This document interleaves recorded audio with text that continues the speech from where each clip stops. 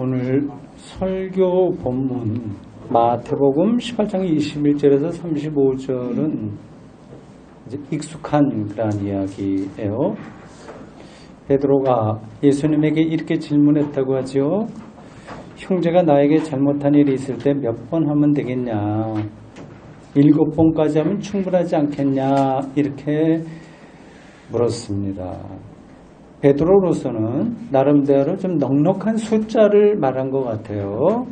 보통 유대인들은 우리도 3번이라고 하는 말이 있듯이 한 3번 정도까지 용서해 주는 것을 일반적으로 덕스럽다 이렇게 이야기를 하는데, 이 베드로는 7번 용서까지 이야기했으니까 예수님에게 동의를 충분히 받을 수 있을 거고 인정받을 수 있겠다, 그런 기대를 하지 않았겠습니까? 이 베드로의 질문에 대해서 예수님은 좀 뜻밖의 말씀을 하셨어요. 우리가 상식적으로 생각한다면 그렇지, 7번 용서하기도 힘든데 한번 노력해봐라, 아니면 좀 더 하든지 이런 정도로 할 것 같은데, 예수님이 이렇게 대답하셨다고 합니다. 내가 너한테 말하는데 7번 뿐이 아니라 7번을 70번까지도 해라, 이런 말씀이었어요. 여기서 용서의 숫자가 대폭 늘어났습니다. 7번씩 70번, 이건 많이 들은 이야기죠. 490번이에요. 이 숫자 자체가 중요하지 않다고 하는 건 그냥 읽으면 저절로 나오는 답입니다. 막 끝없이 용서하라고 하는 말씀이구나, 이렇게는 또 새겨들을 수 있어요. 그런데 사실 무한하게 용서하는 것, 이게 가능할까요? 가능하지 않습니다. 불가능하더라도 예수님이 말씀하신 거니까 우리가 이를 딱 악물고 한번 실천해야 되지 않냐, 그렇게 생각할 수도 있어요. 여러분들이 오해하지 마십시오. 예수님은 제자들에게 막무가내로 이렇게 말씀하지 않으셨습니다. 성서는 무조건 뭘 하라고 하지 않습니다. 이 말씀에는, 그러니까 7번씩 70번, 이 말에는 마태복음 기자가 속해 있는 그 초기 기독교 공동체에 어떤 사정이 있는 거예요. 숨어 있는 거예요. 특별한 사정이 거기에 있어요.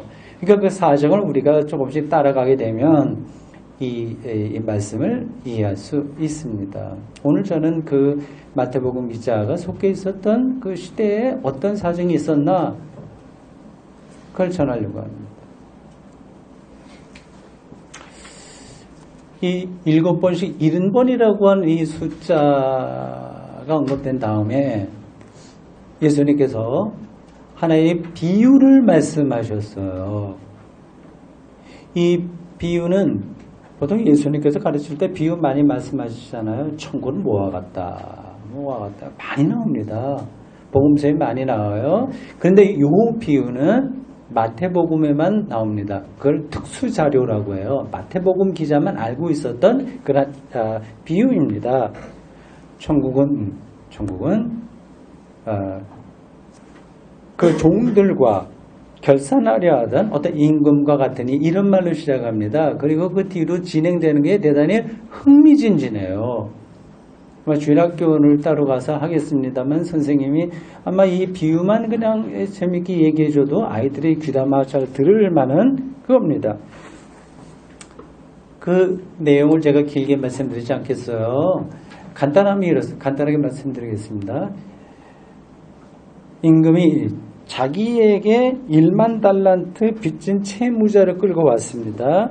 이 채무자는 아마 어떤 사건, 요즘 말로 하면 대형 금융 스캔들 이렇게 하죠. 거기에 연루돼 갖고 이 임금에게 천문학적인 숫자의 재정적인 손실을 입힌 사람인 것 같습니다. 그래서 이 사람이 이미 감옥에 갇혀 있는 거예요. 끌어다가 이제 신문을 하고 있는 겁니다. 이 액수, 10,000달란트라고 하는 이 액수는 그 데나리온 화폐로 바꾸면 5천만 데나리온이라고 해요. 데나리온은 그 당시 일당이거든요. 요즘으로 말하면 한 10만 원 정도 되지 않겠습니까? 10만 원짜리가 5천만 개 된다고 숫자요. 제가 좀 계산을 못하겠습니다. 상당한 액수예요. 이제 1만 달란트를 빚은 겁니다. 성서학자들의 설명에 따르면 그 당시 그 지역을 다스리던 헤롯 대왕, 헤롯 정권이죠. 그들의 1년 예산이 900달란트라고 했습니다. 그러니까 10배도 더 되는 액수예요. 갚을 수는 없죠. 그래서 임금이 이 종을 갖다가 이 종과 가족들 다 팔아버려라. 그 일부라도 좀 받고 이 친구 책임 있으니까 그렇게 해라. 그래서 처리하라고 명령을 내렸습니다. 그러자 이 채무자는 임금에게 좀 이제 엎드려서 용서를 구했죠. 그걸 불쌍하게 여기고 이 임금이 이 종을 용서해주고 1만 달란트의 빚을 탕감해 주었다고 그래요. 이제 이 종은 자유인이 되었습니다. 그 다음에 이제 다른 이야기가 이어지는 거예요. 그러니까 이거는 실제적인 이야기는 아닙니다. 이제 1만 달란트 빚진 사람이 밖에 나가자마자 자기 100데나리온 빚진 친구를 만나서 어떻게 처리했다고 하는 건데 이게 비유예요. 이 100데나리온도 이제 뭐 상당한 액수죠. 그러니까 100일 동안 노동자가 벌 수 있는 액수입니다. 그러나 이 1만 달란트에 비하면 50만 분의 1의 정도가 됩니다. 참아달라고 하는 그 친구를 참아주지 못하고 감옥에 넣어버렸어요. 이 이야기를 들어준 주변 사람들이 임금에게 가서 벌어진 상황을 전했습니다. 그러자 이 임금이 이 친구 1만 달란트 탕감받았는데도 불구하고 100데나리온 친구 빚진 거 용서하지 못하고 감옥에 넣었던 이 친구를 데려다가 책임을 묻고 다시 감옥에 넣었다. 이 이야기입니다. 그리고 예수님께서 이 비유의 결론을 35절에서 다음과 같이 내리셨어요. 너희가 각각 마음으로부터 형제를 용서하지 아니하면 나의 하늘 아버지께서도 너희에게 이와 같이 하시리라. 제가 그 성경에 나온 이야기를 여러분들에게 설명한 거예요. 베드로의 질문과 예수님의 답변, 그리고 비유가 나오고 그 결론이 여기 나왔습니다. 이 모든 것이 다 용서라고 하는 주제로 다 통하는 이야기예요. 이 말씀을 우리 아까 성경 봉독자가 읽을 때도 여러분들 들었을 것이고요. 지금 잠깐 제가 줄여서 설명했을 때도 들었을 텐데 어떤 느낌이 드십니까? 어떤 생각이 나나요? 예수 믿는 사람들에게는 이 용서가 정말 중요하구나. 그것도 형식적으로가 아니라 진심으로 해야 되는구나. 그런 느낌과 생각이 드셨나요? 아주 모범적인 느낌과 생각입니다. 옳은 이야기예요. 초기 기독교 공동체는 이 용서를 기독교인들의 아주 중요한 덕목으로 많이 가르쳤습니다. 성경에 많이 자주 나와요. 스데반은 돌에 맞아 죽으면서 순교하면서 마지막 기도를 이렇게 드렸다고 하죠. 주여 이 죄를 그들에게 돌리지 마옵소서. 사도행전 7장 60절의 말씀입니다. 주기도문에도 이제 이러한 내용이 나와요. 우리가 우리에게 잘못한 사람을 용서해 준 것 같이 우리의 죄를 용서해 주십시오. 용서해 주고 용서받고 이제 아주 긴밀하게 연결되어 있습니다. 여러분들이 많이 들었던 한국교회 초기 역사에서도 그 손양훈 목사라고 하는 사람, 그분이요. 1902년에 태어나서 1950년에 젊어서 돌아가셨네요. 그 목사님 이야기는 전설과 같아요. 자기 아들을 죽인 공산당원을 용서해주고 자기 양자로 삼았다. 그런 이야기가 전설처럼 전해지고 있습니다. 이러한 용서, 순교당하는 장면에서까지 그들을 용서한다. 가능할까요? 어쨌든 그런 얘기를 우리가 듣고 신앙생활을 했어요. 손양훈 목사처럼 아들을 살인한 자를 자기 양자로 삼는다. 주기도문을 매번 우리가 배우고요. 이제 그런데 이제 익숙해져서 기독교인들이 늘 그런 생각을 하는 겁니다. 아, 우리 용서 정말 그렇게 하면 살아야지. 490번까지는 못한다고 하더라도 7번은 뭐 해야지 라든지 그렇게 다짐을 합니다. 특별히 예수 믿지 않는 남편을 둔 예수 믿는 여자분들이 남편 미워질 때가 많이 있잖아요. 이런저런 일들로. 그럴 때마다 아마 마음으로 다짐할 겁니다. 아, 내가 용서해야지. 용서 안 될 때도 이를 악물고 7번은 채워야지. 서로 그렇게 생각할지도 모릅니다. 잘 생각해 보십시오. 여러분, 기독교인들은 모든 면에서 정직해야 됩니다. 자기 자신에요. 용서가 되는가요? 사람은 용서가 잘 안 됩니다. 용서하는 척 하는 거예요. 뭐 크게 억울한 일을 당한 거는 이제 빼놓고라도 약간 기분 나쁜 말만 들어도 마음이 막 복잡해지죠. 얼굴 색깔까지 달라지는 경우도 있지 않습니까? 개인에 따라서 약간의 차이는 있습니다.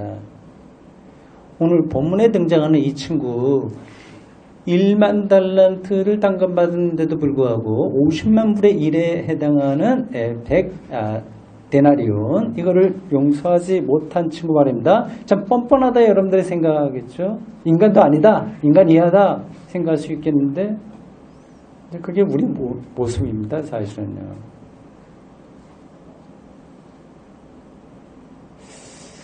이게 그 사람이 나빠서가 아니라 그러니까 우리 자신의 인격이 수준이 낮아서가 아니라 우리가 본성적으로 사람은 그렇게 되어 있어요. 그러니까 억울한 일을 당하게 되면 말을 듣거나 이런저런 억울한 일을 당하게 되면 그게 우리의 마음속에 상처로 남습니다. 아무리 지우려고 해도 잘 지워지지가 않습니다. 그게 반복되면 병이 되는 거죠. 이런 일들이 마태복음 교회 공동체가 기자가 속한 교회에서도 실질적으로 일어났습니다. 그러니까 조기 기독교인들은 여러분들이 잘 아는 대로 주변으로부터 여러 가지 억울한 일을 많이 당했어요. 그러니까 로마 정권이 지배하는 곳에서는 공무원이 될 수 없었습니다. 그러니까 로마 황제에 절을 해야 되는데 기독교는 안 하니까 공무원이 못 되고요. 또 동네에서 따돌림 당하는 일들도 있었고 황제가 누구가 되느냐에 따라서 불이익도 많이 받았습니다. 심지어는 이제 순교를 각오하기까지도 해야 됐죠. 이제 이런 상황에서 믿음이 약한 신자들은 신앙 자체를 포기하거나 아니면 기독교인다운 삶의 태도를 잃어버리는 겁니다. 속된 표현으로 내가 뭐 잘못한 것도 없는데 내가 왜 이렇게 당하고 살아 하면서 이제 마음이 이제 악에 바치는 그런 신자들도 마태복음 교회 공동체에 나왔습니다. 이러한 반응들은 당한 것만큼 갚아야 되겠다고 하는 그 반응들은 본성적인 거라서 어떻게 피할 도리가 없습니다. 아마 그걸 안고 살아야 될 겁니다. 이 문제는 심리학에서도 중요합니다. 심리학, 상담 그런 데서도요. 어릴 때 반복적으로 폭력에 노출된 사람들은 자라면서 자학적인 사람이 되거나 가학적인 사람이 되잖아요. 이미 이런 것들은 19세기에 그 심층 심리학을 이야기한 학자들이 다 말한 겁니다. 세디즘이나 메소키즘의 이제 병적인 현상이 나타나요. 이제 그게 또 착종되면 두 가지가 사도 메소키즘이라고 해서 가학성과 피학대증이 겸해서 우리의 정서와 인격과 심리가 이제 삐뚤어지게 되는 거죠. 이 폭력이라고 해서 꼭 두드려 맞는 것만 뜻하지는 않습니다. 물론 그런 것도 있어요. 알코올 중독자인 아버지에게 신체적인 폭력을 당할 수도 있고요. 특별히 여성분들은 어렸을 때 성폭력 그런 것들을 친지나 이렇게 또 반복적으로 당할 수도 있고요. 뭐 그런 것만이 아니라 사랑이라고 하는 이름으로 정신적인 폭력을 당할 수도 있습니다. 그게 이제 한국의 정서에는 오히려 많아요. 그러니까 자기 자식을 사랑한다는 생각으로 하는데 사실은 그 아이에게 폭력이 될 수 있는 거거든요. 또 시대정신이라고 하는 폭력에도 많이 우리가 노출되고 있습니다. 몇 달 전에 유튜브를 통해서 독일 방송국 ORF2 독일어로 츠바이라고 하는 ORF 츠바이에서 방영된 그게 이제 유튜브로 따로 이제 누가 올려놨어요. Die 슐스클라펜이라고 하는 제목의 프로그램을 시청한 적이 있습니다. 이걸 직역하면 노예 학생들, 학생 노예들이군요. 학생 노예들, 슐스클라펜, 학생 노예들 이런 제목입니다. 그러니까 이제 첫 장면은 이제 어느 초등학교에 그 대표되는 아이들 한 6, 70명 정도 아이들이 해병대 비슷한 데 가서 군사교육을 받는 거예요. 근데 그런 거로부터 시작합니다. 그러면서 또 서울에 있는 강남 지역에 있는 어느 여고생의 수능 준비, 하여튼 일반적인 그러한 고등학생, 인문계 고등학교 여학생, 이런 공부하는 과정, 이걸 같이 다루고 있어요. 그러니까 독일 사람들의 눈에 우리나라 초등학생들하고 청소년들의 생활은 노예의 그것과 다르게 없다. 이렇게 비춰요. 우리가 익히 잘 알고 있는 건데, 우리가 늘 그러려니 하고 지났는데, 독일 방송국 카메라와 그들의 평가 코멘트를 통해서 보니까, 정말 이거는 이상한 나라에 와 있다는 그런 느낌, 본 사람으로서 그런 생각이 들었습니다. 이런 상태에서 청소년들의 정신은 장애를 입을 수밖에 없습니다. 익히 잘 알고 있는 대로 우리나라 청소년들의 자살률이 OECD 국가 중에서 가장 높죠. 정신과 치료를 받는 청소년들도 아주 많습니다. 이런 분위기에서 자란 청소년들은 어른이 되어도 심리 상태가 왜곡될 수밖에 없습니다. 지금 대한민국에서 벌어지고 있는 계층과 계층의 반목, 세대와 세대의 불신은 일정한 수준을 넘어서 공동체 해체 조짐까지 있습니다.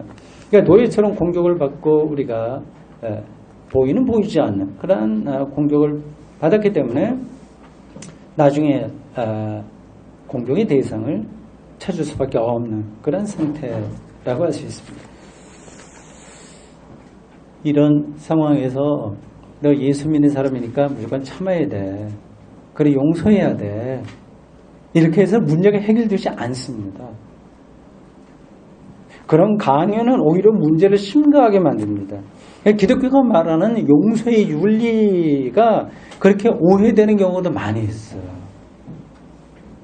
용서할 능력도 없고 그런 마음의 준비도 되지 않았는데 예수 믿는다는 명분 하나로 꾹 참고 지내면 그렇게 사는 분들이 많이 계실 거예요.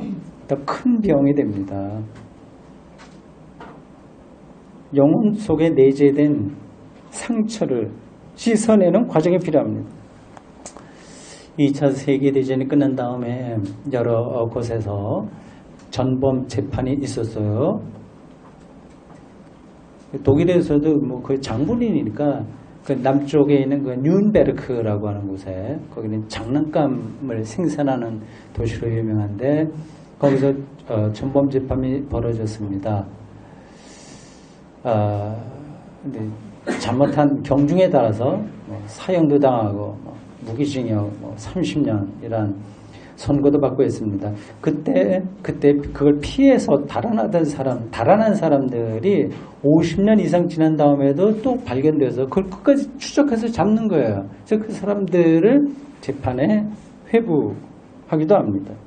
이런 건 사회적인 차원에서의 힐링 과정이에요. 근데 씻김, 치료의 과정입니다. 이런 과정을 통해서 마음에 쌓인 원한이 씻기고 상처가 치료되는 거죠. 지난 4월 16일에 벌어진 세월호 참사 사건도 비슷합니다. 그 당한 분들에게 상상하기도 어려운 건데, 이거 운이 나빠서 그랬으니까 운명이려니 생각하고 이제 그만 일상생활로 돌아가라. 나 먹고 살아야 되지 않냐? 이렇게 말하면 제가 보기에 곤란합니다. 그들의 내면 깊은 곳에 생긴 아마 평생도 씻을 수 없는 그런 트라우마를 치료하는 그런 과정이 필요합니다. 우리 한국식으로 얘기하면 일종의 씻긴 곳 이런 것들이 필요합니다. 그 방법이 구체적으로 뭔지는 제가 잘 모르겠습니다. 다만 그런 과정을 거쳐야만 참된 의미에서 씻겨서 용서가 가능하다고 하는 그거는 제가 분명하게 말씀드릴 수 있습니다. 지금까지 이야기는 제가 설교자로서 한 게 아닙니다. 이거는 사회를 바라보는 교양인 그리고 역사에 대한 안목이 있는 최소한의 지식인으로서 말할 수 있는 거였습니다. 저는 목사이기 때문에 이러한 사회 심리학적인 혹은 사회 과학적인 힐링의 차원만 말씀드릴 수 없습니다. 성경이 무엇을 이야기하는지에 대해서 이야기해야 됩니다. 이 성경이 말하는 길은 이 사회과학, 사회심리학 이런 것들을 부정하지는 않지만 그 한계를 넘어섭니다.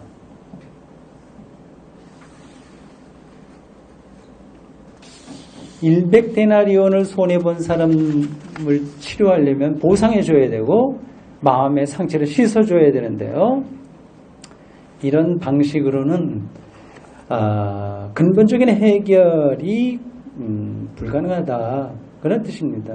그 사람은 앞으로 살아가면서 또 100데나리온을 손해보는 일이 생길 거고 그때마다 분노할 것이고 다시 또 보상과 심리적 치료를 필요로 하게 될 겁니다. 이 세상이 흘러가는 방식들입니다. 그게 필요한 거예요. 그러나 성경은 근본적으로 발상을 전환해라 이렇게 가르칩니다. 그것이 바로 1만 달란트에 얽힌 이야기입니다. 이건 다른 이야기인 거예요. 연결되는데 다른 이야기입니다. 관점이 다른 거예요.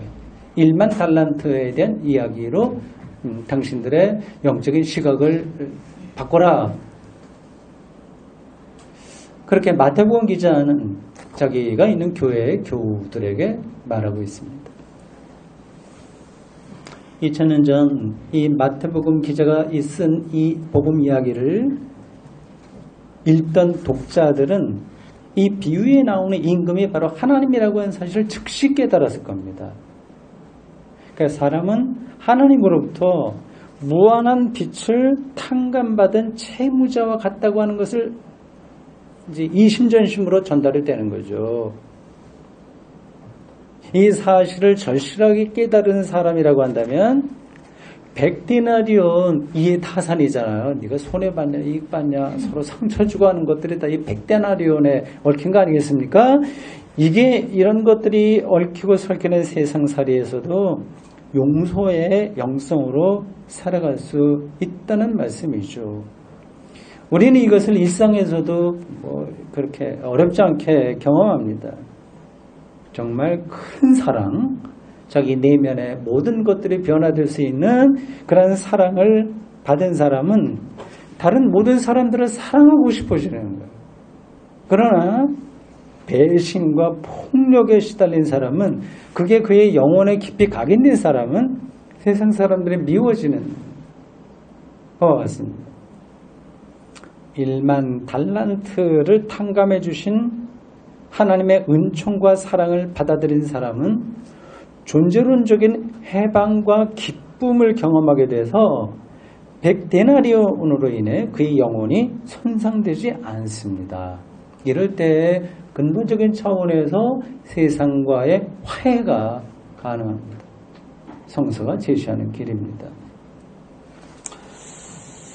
저는 앞에서 이 이야기가 마태복음 기자가 속해 있는 교회의 어떤 상황을 전제하는 거라고 말씀드렸어요. 기독교인이라고 하는 이름 때문에 초기 기독교로 돌아가 보십시오. 사람들한테 자꾸만 듣기 싫은 이야기 듣고요. 아주 실제적인 어려움도 당하고 미움도 받아서 실족한 신자들이 생긴 겁니다.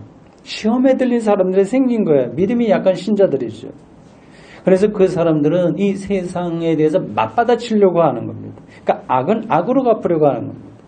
사랑의 마음은 온데간데 없고 안 갚음하려는 마음이 크게 일어납니다. 그건 인간의 본성인 거예요. 그들을 향해서 마태는 우리가 1만 달란트 탕감받은 사람이라고 하는 사실을 각성시키고 있습니다. 그 사실을 영혼에 견지해야만 새 힘을 얻고 영혼의 근본적인 치유가 가능하고 그럴 때만 참된 용서가 가능하다고 마태가 생각하고 전한 겁니다. 저는 이 마태복음 기자의 생각이 옳다고 생각합니다.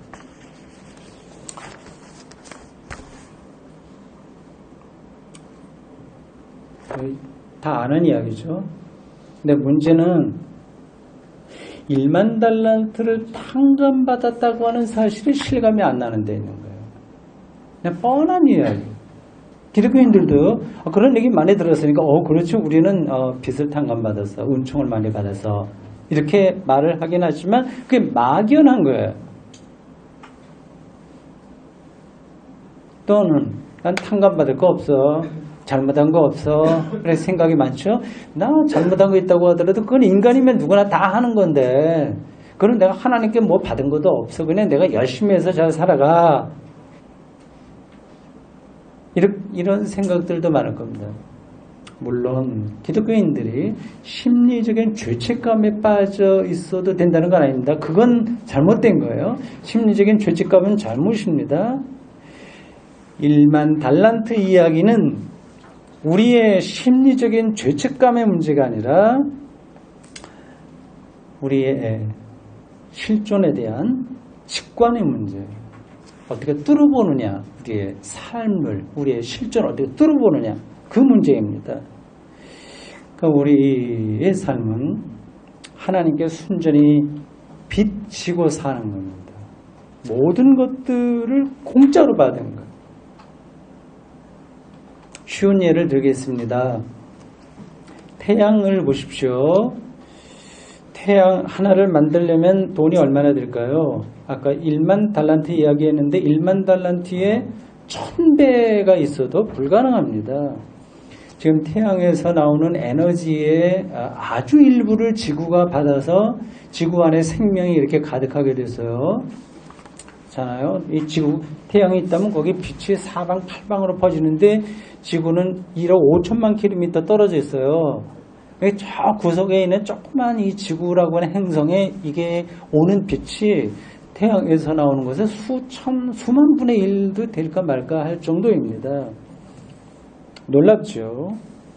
근데 이 태양이 늘 뜨고 지고 우리 곁에 있으니까 그건 당연하다.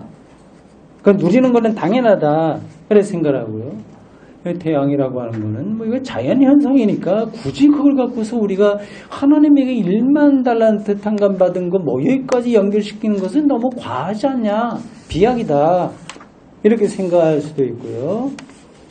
그게 하나님의 창조주 하나님의 선물이라고 하는 걸 알긴 알지만 그 나만 받냐, 모든 사람들이 다 받는데 여기서만 나만 특별하게 1만 달란트 탕감 이런 거 생각이 힘들다 이렇게 하는 것은 착각이거나 불신앙이거나 영성이 없는 겁니다. 여기서 이제 기독교인 개개인 신자들의 영성의 차이가 드러나는 거죠. 그러니까 하나님으로부터 받은 것은 저는 태양만 하나의 예로 든 거예요.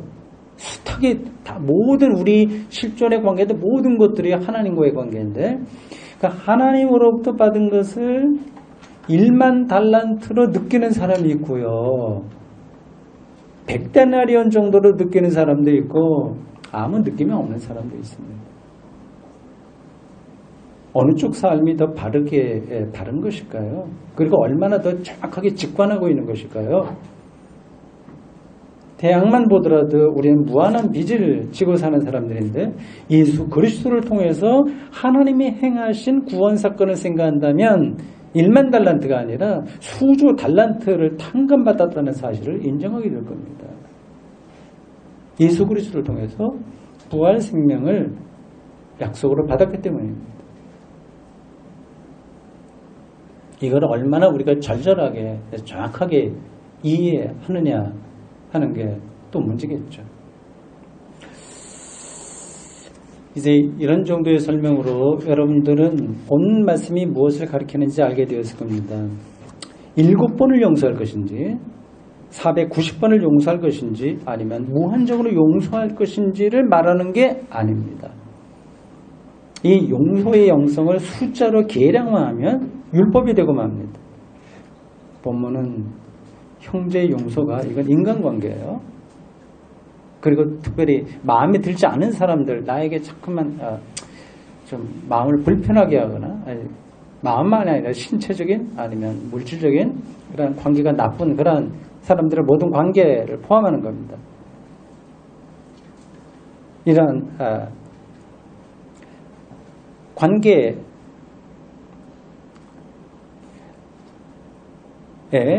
우리가 넘어지지 말아야 되는데 바로 그것을 넘어지지 않는 길이 하나님과의 존재론적 관계에 있다. 그 사실을 마태복음 기자는 자기 공동체에 있는 믿음이 약한 사람들에게 이렇게 말한 겁니다. 저는 이 마태복음 기자의 가르침이 옳다고 생각합니다. 이제 설교는 끝났어요. 여기서 끝나도 됩니다. 본문이 뭐를 가르치는지를 우리가 알았기 때문에요. 근데 우리 교우들 중에는 조금 더 어떤 영적으로 민감한 사람 그리고 이런 말씀들을 실질적으로 이해하려고 하는 사람들이 있기 때문에 한마디를 더 보충하겠습니다. 그러니까 용서한다고 하는 것이 실제로 구체적으로 무엇일까? 아주 구체적으로 하는 겁니다. 그러니까 하나님과의 존재론적 관계를 통해서 세상 사람들 혹은 교우들끼리의 관계에서 걸려 넘어지지 않고 용서의 영성으로 들어가서 한다고 하는데 그 용서라고 하는 것이 구체적으로 뭐냐고 하는 겁니다. 우리가 그렇게 문제가 있던 사람들 앞에 가서 당사자를 만나서 미안하게 됐다. 나한테 잘못한 거 용서한다. 앞으로 잘 지내자. 그리고 자주 만나서 밥도 먹고 재밌게 여행도 다니고 그렇게 해야만 실제로 용서한 것이 될까요? 이 질문을 저 자신에게 한번 해봤어요. 어떤가 하고 말이죠. 저에게 상처를 준 사람들이 많지는 않은데 좀 있어요. 어릴 때 이렇게 쭉 있었습니다. 세월이 많이 흘러도 그런 것들은 다 기억이 납니다. 근데 이런 것들은 그분들이 꼭 나쁜서가 아니라 코드가 또 틀리면 살아가는 삶의 코드가 틀리면 서로 상처를 주게 돼 있습니다. 인간이 그래요. 부부 사이에도 마찬가지고요. 우리 부부가 그렇다는 게 아니라 일반적으로 그럴 수 있다고 하는 겁니다. 나빠서가 아니라 그렇게 되어 있습니다. 저는 그런 분들을 언제부터인가 조금 철이 들면서 미워하지 않고 다 이해하고요. 그렇습니다. 그러나 다시 만나서 재미있게 지내기는 힘들겠다. 그게 저의 솔직한 생각입니다.